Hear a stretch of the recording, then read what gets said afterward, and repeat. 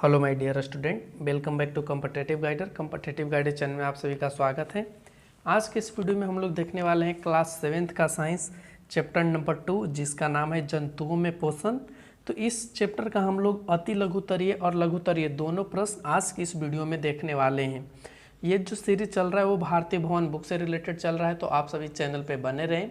इस तरह का वीडियो का अपडेट आपको समय समय पर मिलते रहेगा। यदि आप लोग चैनल पर नए हैं तो चैनल को सब्सक्राइब कर लीजिए, ताकि इस तरह का वीडियो जैसे ही अपलोड हो तो आपके पास आसानी से पहुंच सके। यदि आज के इस वीडियो का आप लोगों को पीडीएफ चाहिए तो आप लोग कमेंट सेक्शन में कमेंट करना। वीडियो के डिस्क्रिप्शन में इसका पीडीएफ ज़रूर से ज़रूर अपलोड किया जाएगा और आप लोग उसको एक्सेस कर सकते हैं। तो चलिए फटाफट से हम लोग देखते हैं आंसर क्वेश्चंस को। आज के इस वीडियो में कौन कौन सा क्वेश्चन आंसर करने हैं हम लोगों को। तो देख सकते हैं फर्स्ट क्वेश्चन में आपसे अति लघुतरीय में पूछा गया है, अमीबा कौन से प्रचलन अंग की मदद से भोजन ग्रहण करता है। तो इसका सही जवाब होगा कुटपाद की सहायता से अमीबा भोजन को ग्रहण करता है। और आप लोगों को यह भी पता होना चाहिए कि अमीबा में भोजन का अंतर्ग्रहण होता है, तो आप सभी इसका सही जवाब कुटपाद ही रखेंगे। क्वेश्चन नंबर 2 में कहा है कि मानव शरीर में पाए जाने वाली सबसे बड़ी ग्रंथि कौन है। तो उसका सही जवाब होगा यकृत या लीवर मानव शरीर में पाए जाने वाला सबसे बहुत बड़ा ग्रंथि है। नेक्स्ट क्वेश्चन में कहा गया है कि मनुष्य में भोजन अंतर्ग्रहण तथा पाचन के लिए पाए जाने वाले विशेष अंग क्या कहलाते हैं। तो मनुष्य में भोजन अंतर्ग्रहण तथा पाचन के लिए जो पाए जाने वाले विशेष अंग हैं उनको हम लोग आहार नाल कहते हैं। नेक्स्ट क्वेश्चन नंबर 4 में आपसे पूछा गया है कि एक वयस्क मानव के मुख में, मुख कहें तो मुंह में, कुल कितने मोलर दांत होते हैं। तो आपको ये पता होगा कि मनुष्य के मुंह में 4 प्रकार के दांत होते हैं, तो इनमें मोलर दांत पूछा गया है। और ये भी आपको पता होगा कि ये जो मोलर दांत होता है उसको हम लोग हिंदी में क्या बोलते हैं, तो आपको पता होगा, ठीक है ना। इसको हम थोड़ा सा हिंट्स करा दें तो ये जो मोलर दांत होते हैं उसे हम लोग कुचलने या पीसने के रूप में देखते हैं, ठीक है ना। तो ये जो मोलर दांत होता है उसको हम लोग च्वर्णक भी दांत बोलते हैं। तो ये कितनी संख्या होती है, तो इसकी सही संख्या 12 होती है। चलते हैं नेक्स्ट क्वेश्चन की तरफ। नेक्स्ट क्वेश्चन में आपसे देखिए यहाँ पे पूछा गया है कि यकृत का स्राव पित्त कौन सा रचना में कुछ समय के लिए संचित रखता है। तो यकृत का स्राव जो पित्त है उसे गोलाकार रचना के रूप में रखता है, तो इसका सही जवाब होगा गोलाकार रचना। नेक्स्ट क्वेश्चन में कहा गया है कि छोटी आंत के अवशोषण के सतह को बढ़ाने वाली रचनाओं को क्या कहते हैं। तो छोटी आंत के अवशोषण के सतह को बढ़ाने वाली जो रचनाएं होती हैं उनको हम लोग रसांकुर कहते हैं, तो इसका सही जवाब रसांकुर होगा। नेक्स्ट क्वेश्चन में कहा गया है कि गाय के अमाशय में कुल कितने कक्ष होते हैं। तो हम आपको बता दें कि गाय के जो अमाशय होता है उसमें 4 कक्ष होते हैं, और सबसे जो लास्ट कक्ष होता है यानी चतुर्थ कक्ष होता है वहीं से जो गाय होता है वो अपना मल को त्याग करता है, तो आप सभी ध्यान रखेंगे। चलते हैं क्वेश्चन नंबर 8। क्वेश्चन नंबर 8 में आपसे पूछा गया है गाय के अमाशय का पहला कक्ष क्या कहलाता है। तो गाय के अमाशय का जो पहला कक्ष होता है उसे हम लोग रुमेन या अमाशय, प्रथम अमाशय के रूप में जानते हैं।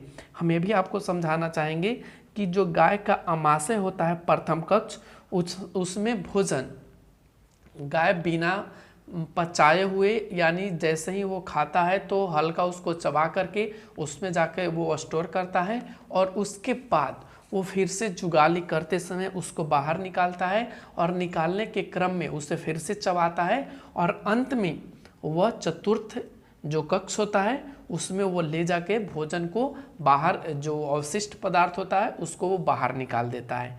चलते हैं नेक्स्ट क्वेश्चन की तरफ। नेक्स्ट क्वेश्चन में पूछा गया है क्वेश्चन नंबर 9 में आहार नाल के किस भाग में पाचन क्रिया पूर्ण होती है। तो इसका सही जवाब होगा छोटी आंत में, छोटी आंत में भोजन का पाचन की क्रिया पूर्ण होती है। Question number 10। क्वेश्चन नंबर 10 में आपसे पूछा गया है कि वयस्क मानव के आहार नाल की लंबाई कितनी होती है। तो इसका सही जवाब होगा 8 से 10 मीटर। वयस्क मानव के शरीर में इसकी लंबाई 8 से 10 मीटर होती है। नेक्स्ट क्वेश्चन, अब जो हम लोग क्वेश्चन देखने वाले हैं वो अति लघुतरीय प्रश्न को पूरा कर लिए। अब लघुतरीय प्रश्न का उत्तर हम लोग देखने वाले हैं। तो लघुतरीय प्रश्न का फर्स्ट क्वेश्चन आपसे पूछा गया है पाचन तंत्र किसे कहते हैं। तो इसका सही जवाब होगा कि वैसा तंत्र जो जीवों के शरीर में भोजन को पचाने का कार्य करता है पाचन तंत्र कहलाता है। जैसे आहार नाल, पाचक ग्रंथियां तथा पाचक क्रिया मिल करके पाचन तंत्र का निर्माण करती है। तो आप लोगों को पता होगा कि आहार नाल भी बहुत से पार्ट में डिवाइड होता है। पाचक ग्रंथियां में आपको यकृत मिल जाएगा, अग्नाशय वगैरह मिल जाएगा, और साथ में ये सभी जब आपस में मिल जाती हैं तो पाचन तंत्र का निर्माण करती हैं। चलते हैं नेक्स्ट क्वेश्चन। क्वेश्चन नंबर 2 में आपसे पूछा गया है आहार नाल के विभिन्न भागों का नाम लिखें। तो चलिए हम लोग फटाफट से आहार नाल के विभिन्न भागों का नाम लिख लेते हैं। तो आहार नाल में जो भाग होते हैं वो कई भागों में बटे होते हैं, जिनमें मुख गुहा कहे तो मुंह, माउथ, ग्रास नली यानी जो हम लोग अंदर की ओर भोजन को ले जाते हैं, अमाशय, फिर उसके बाद ग्रहणी, छोटी आंत, बड़ी आंत, मलाशय एवं गुदा, ये सभी आहार नाल के भाग हैं। चलते हैं क्वेश्चन नंबर 3 पे। क्वेश्चन नंबर 3 में हम लोगों से पूछा गया है हमारे मुख गुहा में कितने प्रकार के दांत होते हैं, उनकी संख्या क्या है।